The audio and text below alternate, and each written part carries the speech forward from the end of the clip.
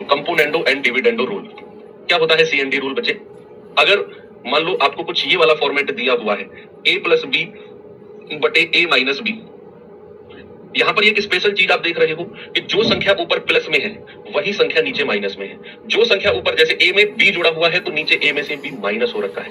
Suppose for example मैंने आपको दे दिया ये 5/3, ये एग्जांपल के तौर पे मैं आपसे डिस्कस कर रहा हूं कि मान लो a प्लस बी बटे a माइनस बी, और कंपोनेंडो डिविडेंडो रूल की यही कंडीशन है कि आपको ये कंडीशन दी होनी चाहिए कि जो संख्या ऊपर प्लस में है वही संख्या नीचे माइनस में होनी चाहिए। तो यहां से डायरेक्ट देखो, अगर मैं आपसे कहूंगा बताओ a रेशियो b क्या होगा, यहां से अगर मैं आपसे पूछूंगा what is the value of a ratio b, तो आप क्या करोगे भाई? या तो आप क्रॉस मल्टीप्लाई करोगे और फिर a और b का रेशियो निकालोगे, है ना, या तो आप ऐसे करोगे कि भैया 3 की मल्टी क्रॉस में करेंगे तो 3a प्लस 3 की मल्टीप्लाई इसमें करेंगे 3b बराबर इसकी इसमें करेंगे 5a माइनस 5b, और यहां से हम क्या करेंगे 3a को उधर ले जाकर 5a में से घटाया 2a माइनस 5 को इधर आकर प्लस कर दिया 8b, तो 2 1 2 2 चौको 8, तो यहां से a और b का रेशियो क्या हो गया? a के सामने 4 और b के सामने 1। एक तरीका तो ये हो गया, लेकिन ये कंपोनेंडो डिविडेंडो रूल नहीं है, ये कंपोनेंडो डिविडेंडो रूल है। हाँ, एक चीज बड़ी फेमस है, बच्चे कहते हैं सर नोटिफिकेशन नहीं आ रहा क्लास का। तो जब तक नोटिफिकेशन नहीं आएगा तुम लाइव नहीं आओगे। तुम्हें पता है क्लास 10 बजे होती है, तो तुम्हारे लिए रोज मैं कार्ड छपवाऊं सौजन्य से, श्रीमान फलाना फलाना फलाना को आमंत्रित किया जाता है, रोज छपवा के लेके आऊं 10 बजे का कार्ड। जब तुम आओगे तुम गांव की ताई की तरह क्यों हो रहे हो कि जब तक 2-3 बार न्योता नहीं लगेगा तो दावत में नहीं आएंगी ताई जी? ऐसी बातें क्यों कर रहे हो? जब तुम्हें पता है 10 बजे क्लास शुरू होनी है मैथ्स की, तो नोटिफिकेशन का वेट क्यों कर रहे हो? मेरी क्लास एग्जैक्ट टाइम पर शुरू होती है, कोई एक आध दिन ऐसा रहेगा जिसमें आपकी क्लास 1 आध मिनट लेट होगी, तो एग्जैक्ट टाइम सुबह 10:00 पर मेरी क्लास लाइव हो जाएगी, और हो जाएगी का मतलब हो जाएगी। अब आता है सीएनडी रूल। जब भी सेम संख्या ऊपर प्लस में हो वही संख्या नीचे माइनस में हो, तो हम लोग क्या करते हैं, हम लोग ए और बी का रेशियो डायरेक्ट यहां से बना सकते हैं। डायरेक्ट कैसे? आपको क्या करना है, ऊपर प्लस वाली संख्या नीचे माइनस वाली संख्या है, यहां से डायरेक्ट ए और बी का रेशियो कंपोनेंडो डिविडेंडो रूल कहता है एक बार 5 में 3 जोड़ दो, नीचे वाली संख्या जोड़ दो, और एक बार 5 में से 3 माइनस कर दो, नीचे वाली संख्या माइनस कर दो। तो कितना आ गया? 5 और 3 8, और 5 में से 3 गया 2, यानी कि 2 1 2 और 2 चौको 8। तो बच्चे यहां से ए और बी का रेशियो कितना मिल गया? 4 1 का। क्या वही रेशियो है जो हमने थोड़ी देर पहले 4 and 1 क्रॉस मल्टीप्लाई करके निकाला? यस और नो? ठीक है, एक एग्जांपल मैं और देता हूं आपको, जरा मुझे बताना x प्लस वाई बटे x माइनस वाई बराबर है 8/5। तो जरा मुझे बताना x और y का रेशियो क्या होगा? जल्दी से बताएंगे what is the ratio of x and y। Comment नहीं देख पाओगे एप्लीकेशन में बच्चे। यही तो तुम्हें स्पेशल मिल रहा है एप्लीकेशन में, तुम्हारा ध्यान पढ़ाई पर हो, एक दूसरे के कमेंट पर ना हो, नहीं तो तुम करते चले जाओगे हेलो फलाना जी कहां से हो, हेलो फलाना जी तुम कहां से हो, तुम मेरी बात नहीं सुन रही हो, तुम मेरी बात नहीं सुन रहे हो। इन चीजों से बचाने के लिए ही तो तुम्हारे कमेंट मेरे पास आएंगे, तुम सबके कमेंट में देख सकता हूँ, तुम एक दूसरे के कमेंट नहीं देख पाओगे। तुम बस 3 महीने मेरा चेहरा देखोगे और ये बोर्ड पर लिखी हुई चीजों को देखोगे, मेरी आवाज सुनोगे। अब यहाँ पर देखो सेम संख्या प्लस में है, सेम संख्या माइनस में है, तो यहाँ से डायरेक्ट आप x और y का रेशियो बनाओगे। एक बार क्या करना है, 8 में 5 जोड़ दो और एक बार 8 में से 5 माइनस कर दो। 8 में से 5 माइनस करेंगे तो 8 5 13, 8 में से 5 गया 3, तो x y का रेशियो कितना आ गया? 13 3 आ गया। बच्चे अगर मैं आपसे कहूं कि 5x प्लस 3y बटे 5x माइनस 3y बराबर 10/3, क्या यहां से आप मुझे x और y का रेशियो बता सकते हो? What is the ratio of x and y? क्या यहाँ कंपोनेंडो एंड डिविडेंडो रूल लगेगा? सबसे पहले तो यही सोचना है कि क्या यहाँ पर सीएनडी रूल लगेगा कि नहीं लगेगा।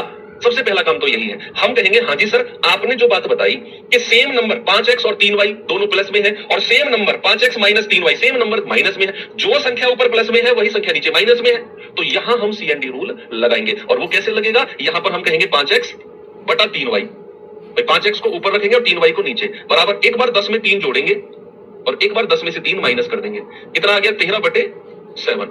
अब यहां से क्या करना है बच्चा, सुनो जरा एक चीज और, मान लो अगर मैं आपसे कहता हूं 2x बटे 3y और मैंने कह दिया 5/2, और यहां से अगर मैं x और y आपसे पूछूंगा पता है क्या होता है? सुना, जो ये नीचे 3 है ना y के साथ, ये ऊपर जाकर गुणा हो जाएगा, मल्टीप्लाई, तो कितना होगा? 3 पंजे 15, और जो ये इधर 2 है ये नीचे आके मल्टीप्लाई हो जाएगा, 2 दूनी 4।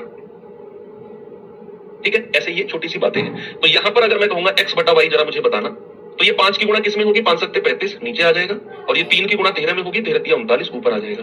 तो x और y का रेशियो कितना हो गया? 39 और 35, कितना हो गया बच्चा? 39 और 35। क्रॉस मल्टीप्लाई, 5 की गुणा 7 में 35, 3 की गुणा 13 में 39। ओके चलो एक और देखो, अगर मैं आपसे कहता हूं कि 3a minus 2b upon 3a plus 2b, ये दिया हुआ है 13/7, 7/13, तो यहां से a और b का रेशियो क्या आप मुझे बता सकते हो क्या होगा? क्या ए और बी का रेशियो बता सकते हो बच्चे? बताइए।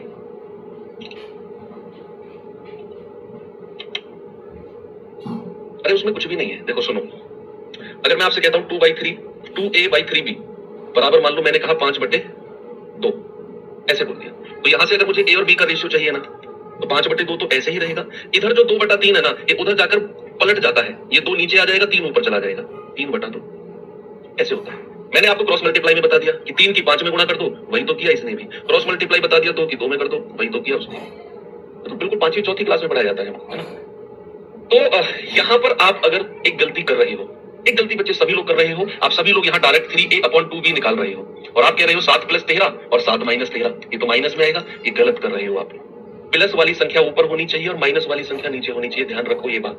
प्लस वाली संख्या ऊपर होनी चाहिए और माइनस वाली संख्या नीचे होनी चाहिए। तो यहाँ उल्टा दिया हुआ है, तो इसको ऊपर ले जाओ और इसको नीचे लेकर आओ, तो इधर भी पलट जाएगा, ये ऊपर चला जाएगा, ये नीचे आ जाएगा। अगर मैं इसको पलट के लिखता हूं 3a + 2b upon 3a - 2b, मैंने पलट दिया इसको, तो इधर भी पलट जाएगा, ये हो जाएगा 13/7। अब हम इसमें CND रूल लगाएंगे। अब हम कहेंगे 3a/2b बराबर, एक बार जोड़ो 13 + 7 और एक बार घटा दो 13 - 7, तो कितना हो गया? 13 - 7 20 और 13 में से 7 गया 6। अब आप क्रॉस मल्टीप्लाई कर दो, तो a/b कितना हो जाएगा? 2 की मल्टीप्लाई क्रॉस में करेंगे 20 दूनी 40 और 3 की मल्टीप्लाई क्रॉस में करेंगे 6 × 18, 2 नाम 18, 2 से जाएगा 20 बार। तो a और b का रेशियो कितना आ गया? 20/9। कितना आ गया बच्चा? 20/9, बिल्कुल सही जवाब है। ओके, अब सवाल दिखाता हूं आपको मैं CND रूल के ऊपर। जरा इस सवाल को देखिए, बताइए मुझे। सवाल है कि 7x + y अनुपात 7x - y बराबर कितना है? 7:2, और आपसे पूछा है x/y। जितना भी समझ हमें आया हो, ऐसा तो नहीं है 0% आया हो, 2% 5% तो बैटरी चार्ज हुई होगी, उतना अपनी रफ कॉपी में लिखो। वही 4% आगे बढ़ के 40 होगा, आगे बढ़ के 80 होगा, आगे बढ़ के 100 होगा। लेकिन अगर आप अपनी बैटरी जितनी भी चार्ज हुई है उसे फोन में लगाओगे ही नहीं, तो फोन चलेगा कैसे?